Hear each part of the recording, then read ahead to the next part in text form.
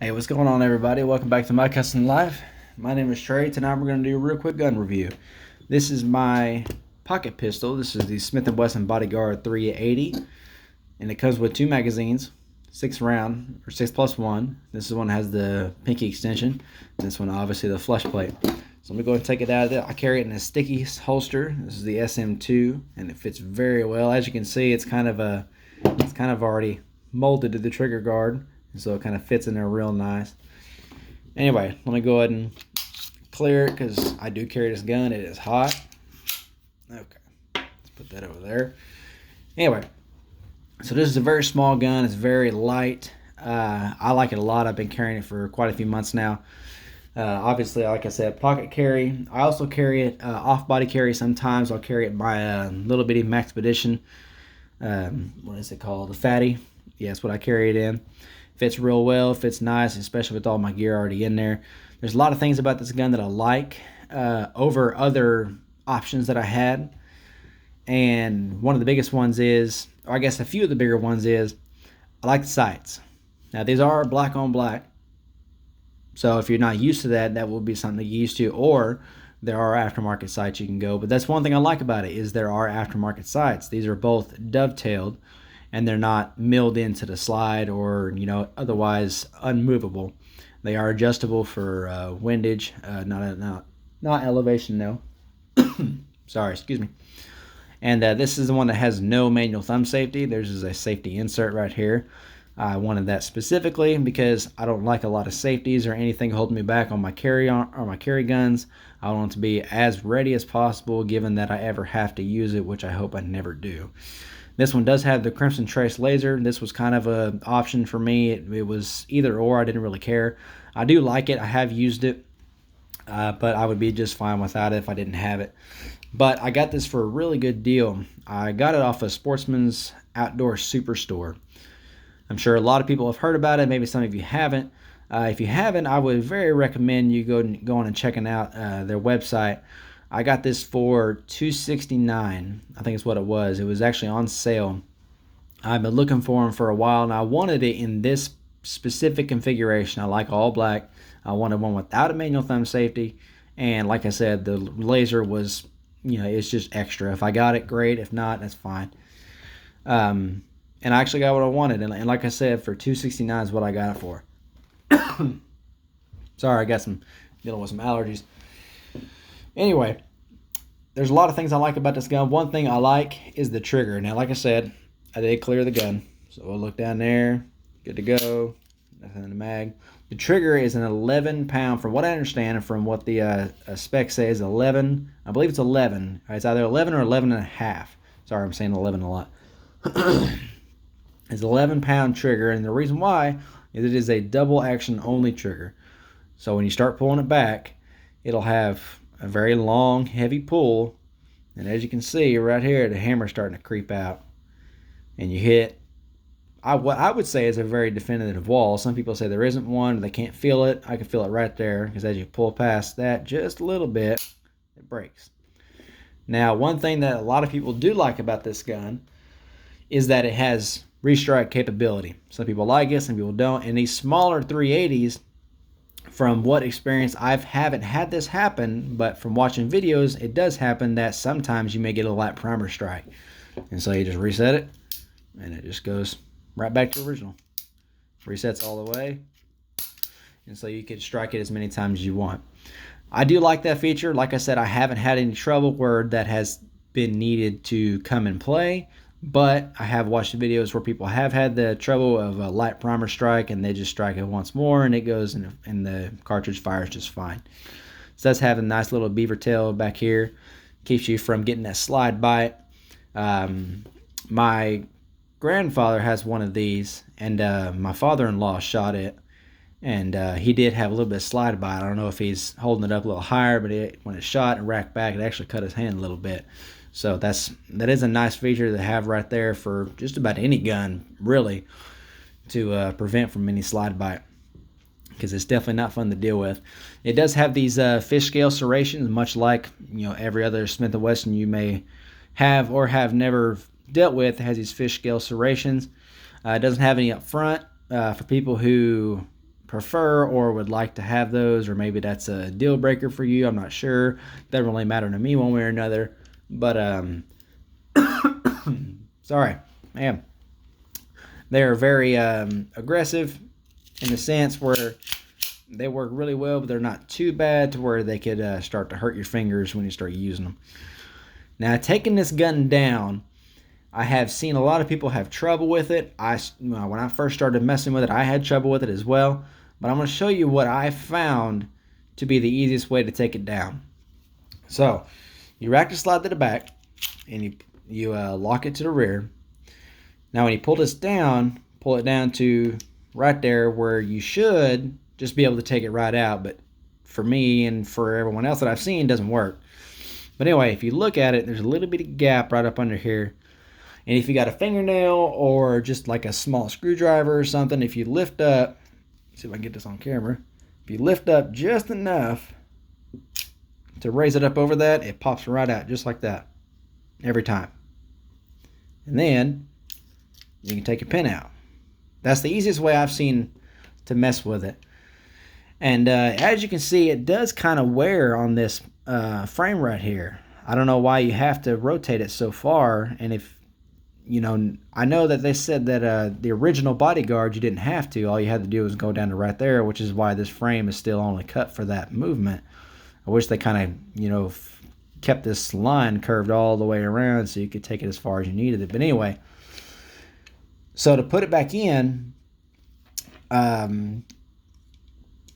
right, sorry, skipping steps. Put it back in, you need to make sure the barrel is all the way forward, because if you look through, you can see it pretty clear, but if your barrel's back, you can only see so much. So if you got to have the barrel all the way forward, it doesn't move a lot, but it does move enough to, you know, start some problems. And you insert your pin facing forward. And now what, like I said, to taking apart, same as putting it back, what I found to be the easiest is if you push it in, just like that, and then you hold pressure and start to slowly turn it. Oh, that's not going to work for me. Okay, well, now it's not going to work. But anyway, if you hold pressure and turn it, it should pop right in. Yeah, it always happens. You do it 10 times perfectly, and then you do it on camera, it doesn't work. But anyway, that's how I found that it works the best.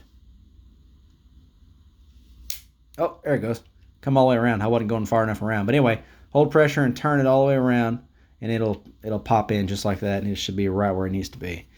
And then you can cycle it and make sure it's cycling properly. But anyway, that's the easiest way I found. I know I kind of messed up on it, but that's the easiest way I found to take apart and reassemble it without having to use, you know, pry tools or any hammers or something to kind of knock it in a little bit. Because I know a lot of people have been having trouble with it. It isn't the easiest firearm to take apart. You know, it would be nice to have like a little takedown lever, kind of like a Glock, or even like the Smith & Wesson shield. You know, even just be able to rack it back, push that down, and then rack the slide forward, pull the trigger, and pull it off. You know, that's a whole lot easier. But anyway, sorry, I digress. There's a lot of things I like about the gun. I've stated I like the sights. That's one thing. I like the fact that I can have an option of safety or no safety. Some people like it, some people don't. If you do, this gun does have that option. If you don't, then you can just put a little. If it comes with one, you can actually take it out and put this little safety insert in there. Mine came with it. But the mag release is really responsive, I will say. There's a loaded mag. I'm not going to load one in the chamber, but anyway, it does hang up right there. I have noticed that. Even my grandfather's, it does the same thing. But anyway, it is real responsive. It does shoot the mag out there. If you push a little hard, it'll go in. Or if you, there we go. But anyway, it does shoot the mag out there. Now, let me do this real quick. Take all these bullets out and show you on a empty mag. It falls out just fine. It's not as springy as some magazines on some guns, but it works really well. And let's see, it's not ambidextrous. There are a lot of smaller firearms, or really firearms in general, that are starting to become more ambidextrous with either at least the slide lock, slide release. Some of them, the safeties are ambidextrous. Like on a lot of the 1911 style pistols, a lot of them can be ambidextrous on the safeties. Excuse me. I know a lot of the H&Ks and the Walthers have that little paddle down here for the mag release, which I kind of like. Some people don't like it, but it is fully ambidextrous. This one's right side only. But the button for the laser, at least you got that. That is ambidextrous. And you can use that for either your, depending on how you hold it, you can either use that for your trigger finger or your support hand on this side. You can use your thumb right there to turn it on. So when you turn it on, it's one click, the laser comes on, click it one more, and it flickers, strobes. Then you press it one more time and it goes off. I'm not quite sure what the purpose of the strobe is. Let me know in the comments below. I've never really understood the purpose of that. Maybe it's to diffuse something. I'm not really sure. But I like the gun. I mean, I had a couple other options. I had the Car CW380 and the Ruger LCP2. Both of them very good guns. They just had a couple things that I just wasn't a fan of. The Car CW380, I know a lot of people across all of guns, some people will like maybe somebody else has this gun and they hate it and it just doesn't work for them. Mine works just fine. I ran quite a few rounds through it and it works perfectly. But same thing for somebody else. Theirs may not work at all. So with the CW380, I had a lot of reviews that were showing that it didn't feed certain ammunition, or it just had trouble feeding certain ammunition because the way the extractor was made, it hung up on the extractor instead of allowing it to slide up, allowing the extractor to slide up behind the bullet, or at least the casing, sorry, right up behind the casing to feed it and extract it properly. It was having trouble with that, and certain people were doing their own stuff. They would sand it down a little bit to make it a little curved. I didn't want to really have to worry about that. And plus, every gun has a break-in period, some longer than others, but on the cars, they recommended at least, I believe it was a 200 round break-in period before it was even considered reliable. I don't quite like that. I mean, some people are fine with that. They just have the boxes, go ahead and shoot a couple hundred rounds through it, good to go. This one haven't shot a ton through. I've shot 100 rounds through it, and out of the box, every round was just fine. I mean, I'm not going to say that that's exactly how all these guns are. You may get one that may have a ton of problems through the first 100 rounds. Every gun's different. But anyway, in my experience with this one, it ran just fine, and it's continued to run just fine. And the LCP2, the problem that I had with it was I just couldn't get used to those sights, those milled sights. I'm sure that if that was my only option, I would get used to it, but seeing as how I had other options, this one just seemed to fit the bill the best. It's just as thin. I believe it's 3/4 of an inch thick. I don't have all the specs for it. It's not the lightest 380 out there in this configuration, this size, but it's not far from it. I believe this is, I believe it's just over, I think it's 12 ounces, I think is what it is. Correct me if I'm wrong, but I think it's right around 12 ounces. But it's worked really well for me. It's real slim. It's not very heavy. I carry it when I'm wearing like shorts or sweats or anything like that, or even jeans, cargo shorts, whatever. If I just don't want to carry something big or bigger, and I just want to throw something in my pocket and head on out, this works perfectly. Like I said, it's plenty light enough, it's plenty small enough, it's not as tall, so it works out perfectly for me, especially in this sticky holsters. It works really well.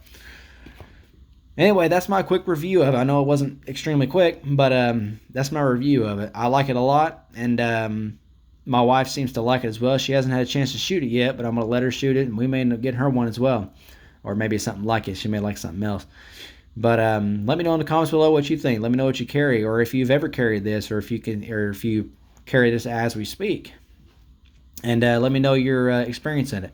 Like I said, everyone's different. I mean, you may get this gun and it may run horribly, and you may trade it in a week later. I've had guns where that happens, and it sucks because you see a gun and you like it.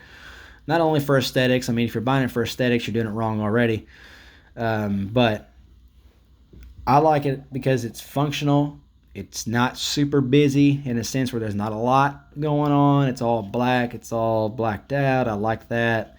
And it's very functional for what it's used for.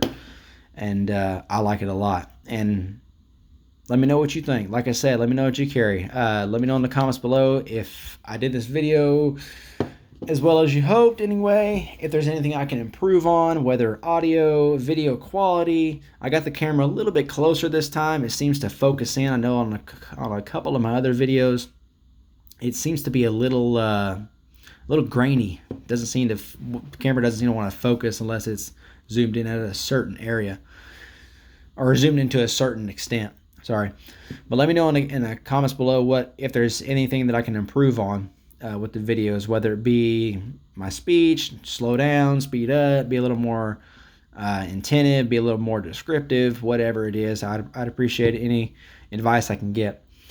I hope everyone enjoyed this video once again. As always, we love y'all. Y'all have a good night. Bye.